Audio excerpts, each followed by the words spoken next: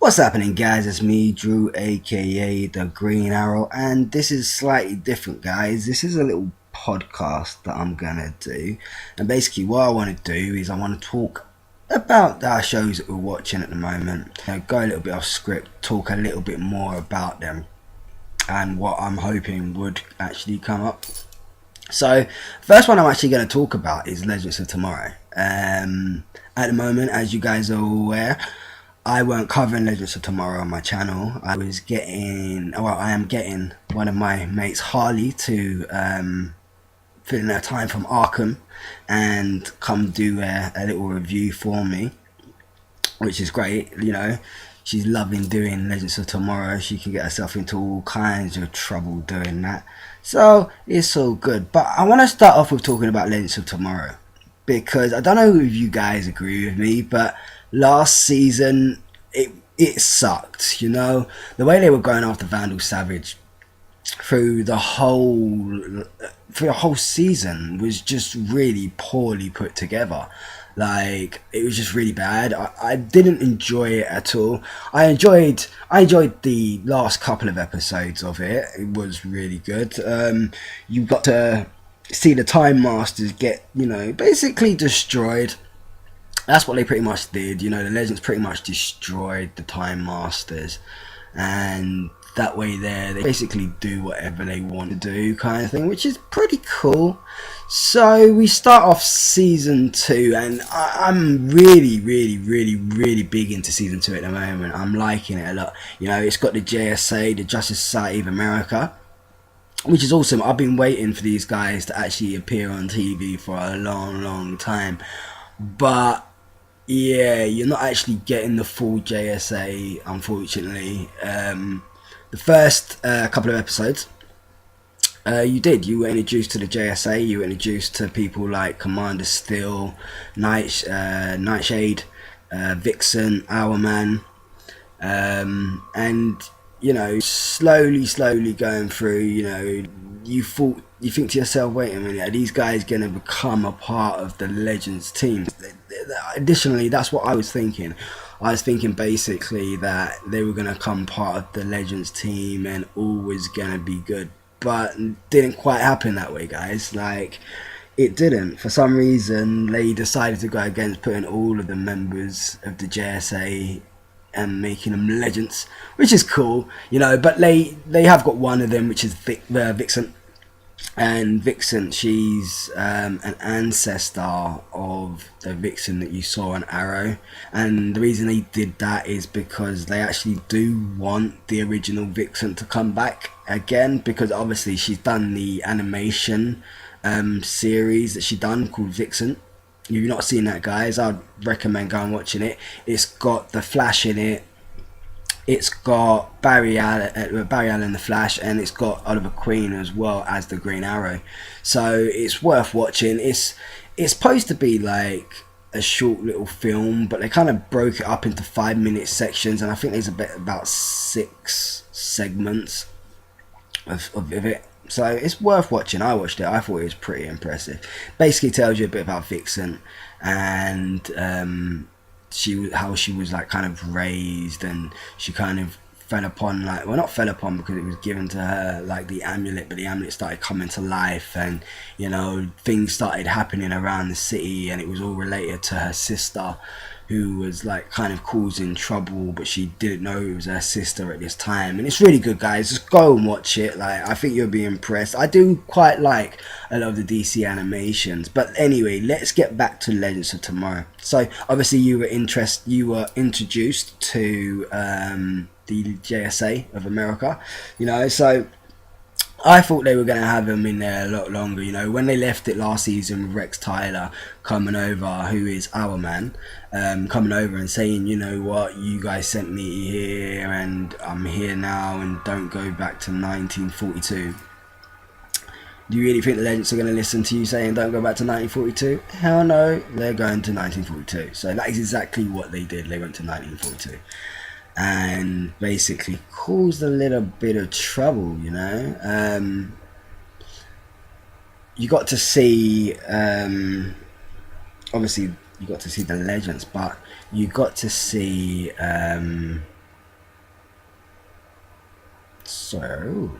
Yeah, you got to see Rex Tyler actually die, and that's what sparks off Vixen's rampage of basically going after the legends and trying to kill Mick, who obviously is Firestorm, because she believes it was him who actually killed our man. But as we know, it wasn't him; it was the Reverse Flash. So, you know, she's now joined the Legends team for a little while to actually go along and try and find out who actually killed our man.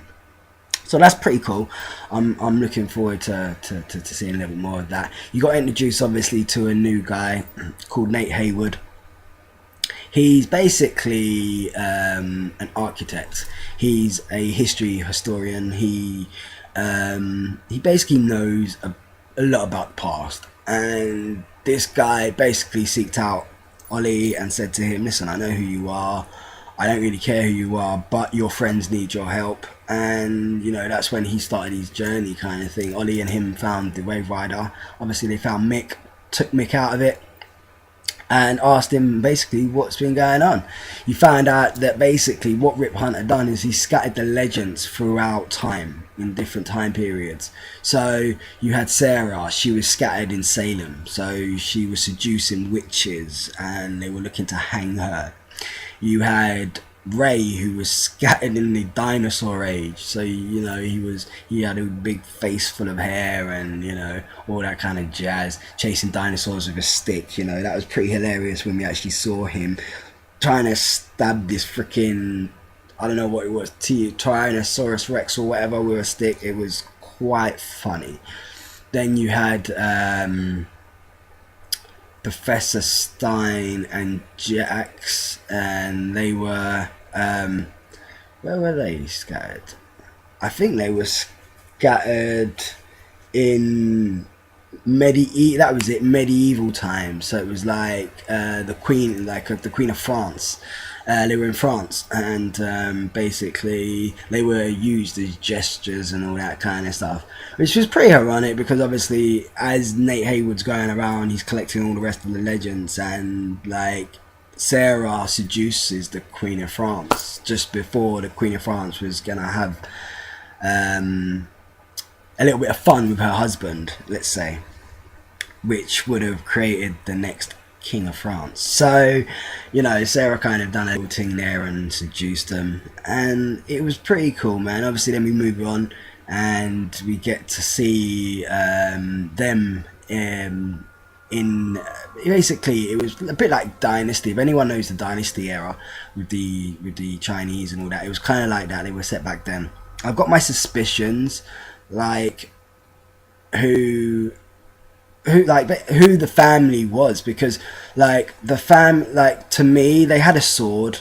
Like Nate Haywood fell in love with, well, not fell in love, but he liked this Chinese woman, and she was going to get married to this prince or whoever he was, some annoying Jobsworth who stole the Adam suit. And he basically, at the very end, there was a sword, and in this sword he gave it back to her. Now when I see the sword, and I think it was what's his name, Palmer actually asked the family name, and to me it kind of connected to the Soul Taker's sword and katana. So I don't know if that is a link to katana or not, but I think it is. I think it is a big link to her. So at some point we might get katana in the DC universe as well, which would be pretty amazing, because obviously we've seen her in the films and everything else. Read quite a bit about her and her sword. You know, it traps the souls of anybody who's killed by it, and basically the story to the sword is her husband's soul. He got stabbed with this sword, and it's the only way she can feel a connection to her husband, by being able to have the sword with his soul in it. So basically she goes around and collects souls basically. So she's not neither good nor evil. She's kind of like a sit on the fence kind of character. She'll help good and she'll help evil as well. So she really doesn't care. But so far I'm actually really liking Legends of Tomorrow. It's kicked it up another notch since season 1, and like I said, like this season is shaping to be really good. We've got our 4-night crossover But before that, we've got the Legion of Doom, which like are being created at the moment. So we've got the Reverse Flash, we got Dark, we got freaking Captain Cold. So we've got a few. I think we're gonna have a few more as well. I think a few more might be like trailing on at some point to make the rest of them, but that's who's being confirmed as the Legion of Doom at the moment, and they're basically looking to cause as much trouble as humanly possible. So it's going to be really interesting to see what they've got up their sleeve and actually who's going to stop them, because obviously, as we know, we've got the 4-night crossover, like I said, and we're going to have Arrow, Flash, Legends of Tomorrow, Supergirl, and they're all crossing over, and it's going to be amazing because it falls on Arrow's 100th episode.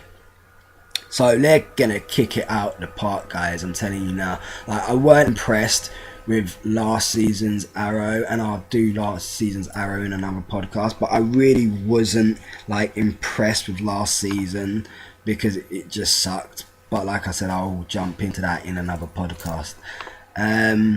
But yeah, I'm looking forward to next week, because what I'm mostly looking forward to is there's been several things being dropped which haven't been answered yet. So the first one I'm looking at is like, what did Barry Allen say to Rip Hunter, you know? And obviously Jax and Professor Stein obviously heard, because the second thing what caught my attention was they found a secret area what Rip Hunter was basically hiding.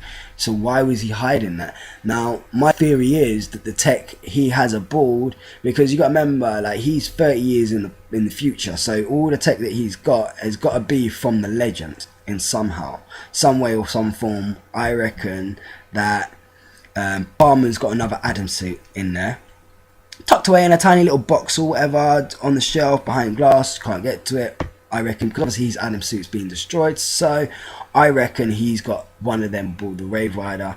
And I also think that, you know, people like Sarah have got like weapons as well. And it depends if Vixen stays, she would have like stuff. But obviously Professor Stein and Jax as well, I reckon they've got like another kind of Splitzer or Sputzer, whatever they call it, Spicer. And I reckon there's a lot of tech in there which they're going to use. I reckon Heatwave's got a new gun in there as well and all that kind of jazz. So that's going to be worth keeping your eye on. What did Barry from 2055 say, and what's in the armory? Like, that's kind of like what I really want to know at the moment. And also, you got to see last week, Heatwave basically recruited Palmer, because he said, listen, I feel useless now without my Adam suit. I feel really useless. Like, I don't know what I can offer the team. And you know, there's always been that kind of like connection between him and Heatwave, where like he would help Heatwave out and Heatwave would kind of help him out but not tell him he's helping him. But now Heatwave's actually said to him, you know, I want a partner, and I hope to God that you do not make me regret this decision, because if you do, I'm gonna go bonkers. But it's gonna be great, you know, him having a little pairing, because he needs it. I think Heatwave needs that. He needs a partner. He needs someone so he can thrive, because yeah, he's good on his own and he kicks ass and everything else. Got turned into a zombie last week and all that kind of jazz, but he needs a partner. Him and Snart, they worked well together and they done a lot of jobs together. They're part of the Rogues, the Flash Rogues gallery, so they're two awesome guys who basically need each other to be able to work and do what they need to do. So I'm glad that he's actually given Palmer the freeze gun, but let's just hope that Palmer doesn't screw it up and like do something. He's obviously going to be tweaking this gun somehow, because that's what he does. He tweaks a lot of things, so he's going to tweak it somehow. Is he going to make it like not better for him? Is he going to make it worse? I just don't know. But Legends of Tomorrow has been impressing me. Obviously, I want them now to make a series of the JSA, so we have it on TV, separate show completely, Justice Society of America. Because as we know, like, Jay Garrett is one of the members of the JSA, and quite clearly he's not a member of this JSA, but he's going to have a big part to play in it in the future to come. So has he been a member of the JSA before he was kidnapped by Zoom? Was there a JSA then? Like, what's gonna go on?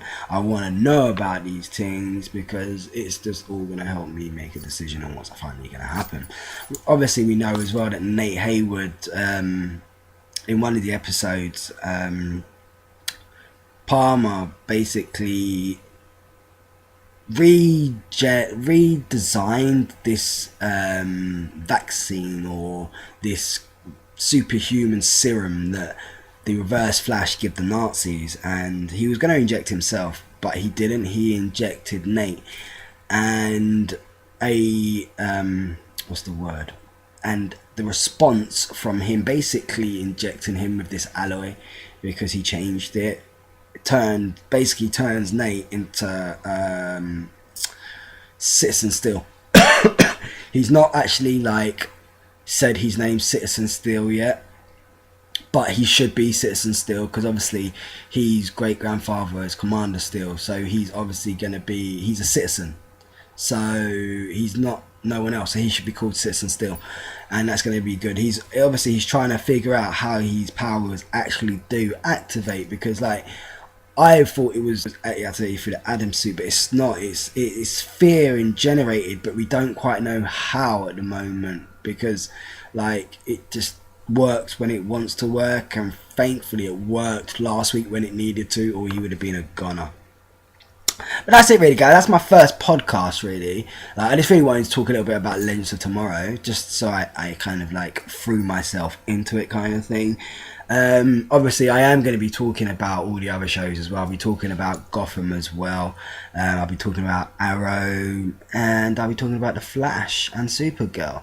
I will talk about pretty much any DC related thing coming out, and I might talk a little bit about some upcoming movies as well coming out. But that's it really, guys. That's my first podcast done and dusted. It sits nearly at 20 minutes, so that's it. I need to find an outro for my podcast, you know. So guys, I'm your host Drew, aka The Green Arrow. This has been my first podcast, guys. If you're new to my channel, hit that like and subscribe button, so I know that you guys are out there, and it's gonna basically encourage me to do a little bit more. I'll do it anyway, because obviously I'm not really doing it for like any gain or anything. I'm doing it because really I enjoy doing it, and you know, I've just been throwing around a couple of ideas with a couple of people, and I thought to myself, you know what, I'll do a podcast, because obviously I do my reviews, which obviously you guys are still gonna get, but I wanted to throw something different into it, and I believe doing a podcast might be the thing I was looking for. But like I said, guys, as always, I've been your host Drew, aka The Green Arrow. Straight shooting, people.